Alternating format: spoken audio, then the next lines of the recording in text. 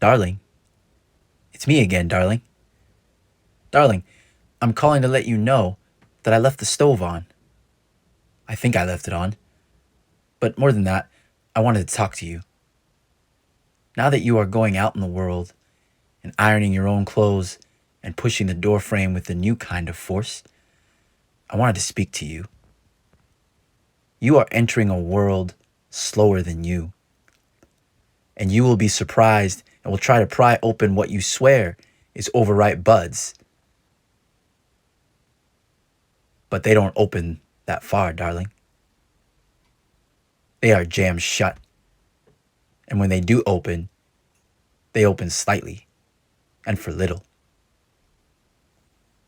But I wanted to grow you fast, put skates on you, even as I held you, because you were born when the sky is falling. And the raincoats made no sense, and all the past comforting in our traditions have stolen away and are rusting somewhere by a doorless fridge out on the lawn. You will meet men who say that there has been progress, and I know you will skip them, but it is the others I worry about. The others I don't think I've prepared you enough for. Those with the fiery blooms like Venus flytraps that you are sure must be ready to make magic the forest floor. But they are jammed too, darling. Or their attention is distracted. And that is the problem. Because in the master's world, the elder trees are cut down, the rivers dry up, and the species die out in droves. And it's been like this from the first hour. It is not just now. Since before the last dodo bird was heard to squawk, since peoples with names and cultures were vanished, the poisoning of our animals and death march of our unprofitable plants. It is not just now. It has been long before the sky was filled with soot and crude oil tars their lungs to the collarbone. They came to us with a hatchet for elder trees and the elders. And so we've had time to prepare. And even so, even we were slow. And everyone here is still slow. That is why I birthed you with runners. Darling, I don't have much to say, but run. Run at them. There's no more protests, no more talking. Who did we think we were talking to? To achieve what? They clogged their ears and mouthed our words back to us. And we waited. We stood there, waiting. Run. And the good of them will tell you to wait for it. Revolution is coming. That the classes will awake from their sleeping beauty and leap at them and flood the offices with sewage.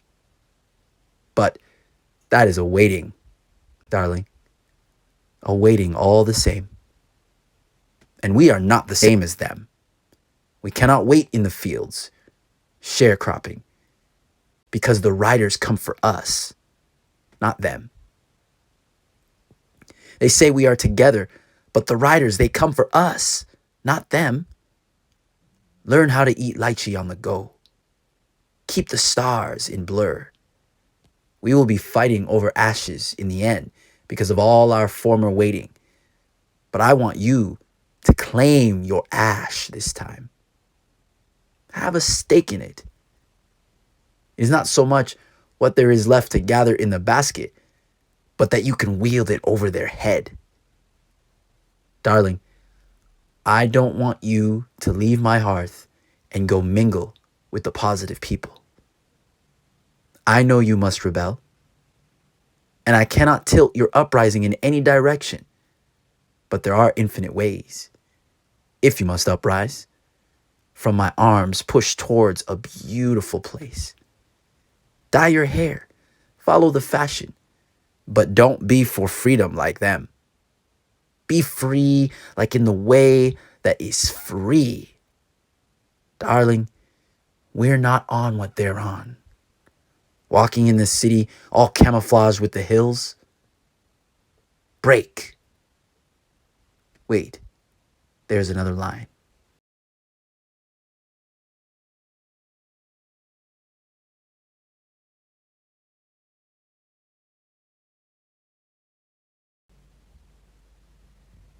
She said she wanted to see them walk the plank for fun.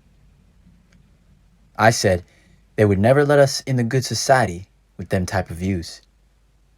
She said, we are the good society. Nevertheless, said I, we don't have two strings to tie together. What power can we ever wield? She said that is why they must hurry up, and she went to carry out another plank to continue building the ocean liner with her hands. It is true, darling. Even me, I have no interest in waiting for them to rebuild their forces, with crossed fingers hoping they won't do this time what they have done consistently and everywhere. No, darling, there is no justice I want, not even peace with them. No negotiations and strenuous talk. There is not any time for a just war. I, too, would be happy to see them walk the plank.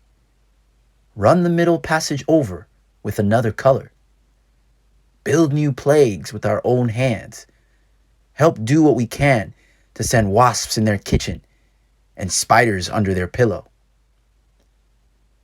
I don't know what my mother prayed for, what my grandfather on my mother's side prayed for, but for me, it is for them to be locked in on the inside of refrigerators, and for their small gods to escalate down from the heaven and chain drag them to the junkyard. If I pray, darling, I pray for these things hard and ensure that works push my prayers into existence. Let them say, woe is me in the common way, and clutch their gallstones. Let there come an army from Lalibela and Angola, to which they must scare off with woe is you and shout at their God, who will not listen, because he was on the stoop of his heaven, plaiting his daughter's hair with bubbles and watching what was going on. When they rise from if I die my soul to take, and find God with a branded back, crusted foot, and locks down to the Kilimanjaro top, saying to them, walk the plank.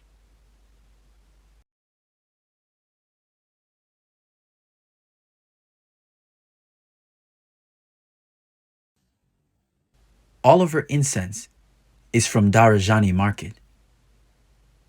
All of her chewing sticks were purchased in Tobago. She said her wingspan stretched over the Atlantic, and then again over the African Ocean, but that she traveled in disused shopping carts. I told her I need a job.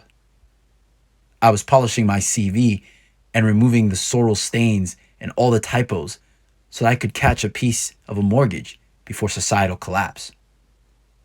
And I would build her more than a shopping cart, but a jet ski for overland. And she kept on about her wingspan, obsessed over it. Said she had no bang, so she rose a ram's horn from a project balcony and made it Mount Meru. And she waited for the collapse of the society, of our pension. She waited for the melting away of the buses and self-checkout lines and wine I poured for her and promised weekend in Lyon. We would divorce if she did not step down from the edge of balconies and stop disturbing the peace, I said. If she didn't know, like everyone knows, you must draw them down from the inside, infect the intestines of the society until their traps billows onto the ground like bed sheets. And I told her that I wouldn't have her call me a liar, we would be divorcing that very night. She said nothing, your mother. She jumped from the ledge of the balcony and glided with a contraption with a wingspan of coconut husks. That was your mother. That absentee. That madness. I saved you from a character in a novel. From a carriage glued onto a contraption of coconut husks. I see too much of her in you. I used to leave you in the middle of car washes.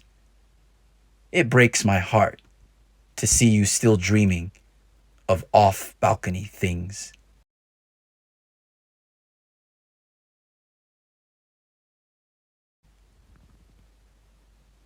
I have never held a machete. I assume its weight is heavy, and the handle is leathery and wrapped in white thread. And that would be the hilt. Or maybe the head of it is the hilt.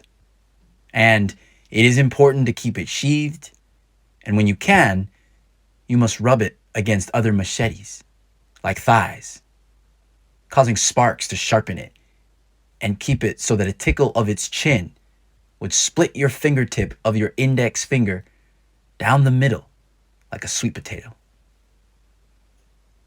I've watched the machete fights on Haitian YouTube. I've studied it on the Angola flag. I saw the illustrations with Nat pointing it at the cowering devils with authority. But in this city, there are no cane fields, and ordering one off of Amazon would cause suspicion.